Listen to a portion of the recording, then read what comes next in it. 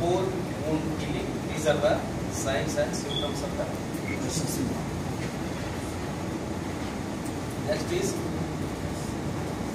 adrenogenital syndrome. So cause for this is increased secretion of the androgens. So tumor of the zona reticularis. Signs and symptoms of this is the in female masculinization, okay, and enlargement of the clitoris may be found, and male type of hair growth and deepening of the voice, hoarsening of the voice like a male voice. Okay. So these are the signs and symptoms in the female, and in the male feminization and gynecomastia and the atrophy of the testis. Okay. These are the signs and symptoms in the male. Okay. You know feminization? Yes. Behaves like a female.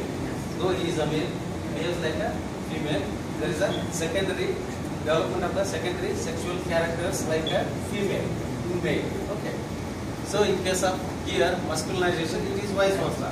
So being a female, okay, she may form the hairs grow like this, like male. Okay.